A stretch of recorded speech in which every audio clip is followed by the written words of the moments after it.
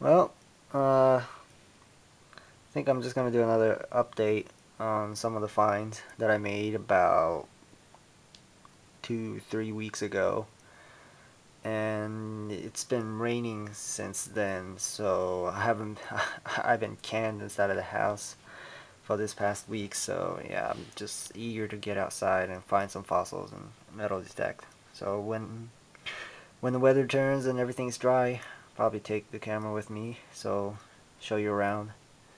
Anyways, so this one I showed in the other video. It's part of the base plug for the 1907 fuse, time fuse, and this is the latest one I found.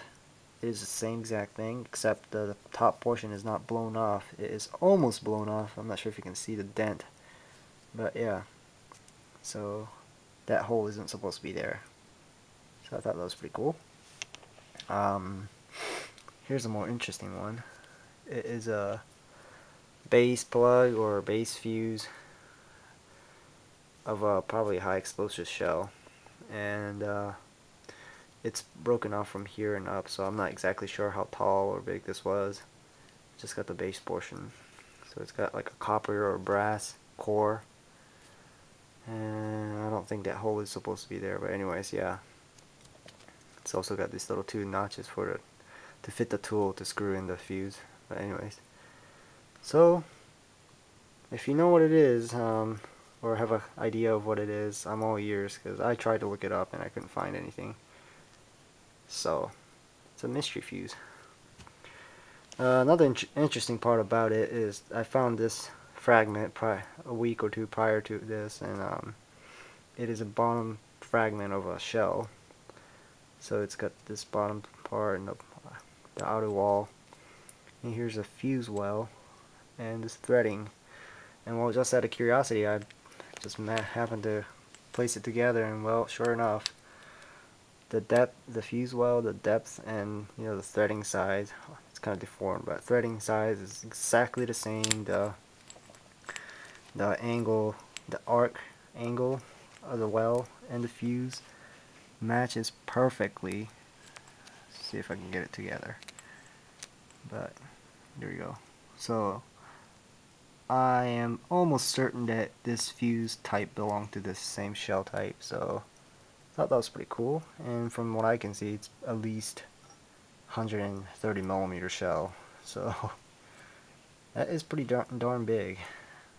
Anyways, so that might be another clue to what it might belong to. So yeah, moving on. Here's another component of a 75 millimeter shrapnel shell. It's the base disc thing, or the piston thing, and it's nothing special, except I found these.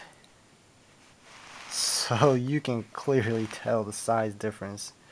And yeah, so I found this first. I thought it was like a constructional debris, just some random bent brass tube. But then I came across this and I saw that this mouth portion, the size wise, it's perfectly in match with this well. So I said, wow, it's not the shrapnel shell, except it's like twice as big as the 75 millimeter shell. And from what I measured, guessing it's at least 150 millimeters, and I think what it is probably a 6-inch shell, or 152 millimeter shell.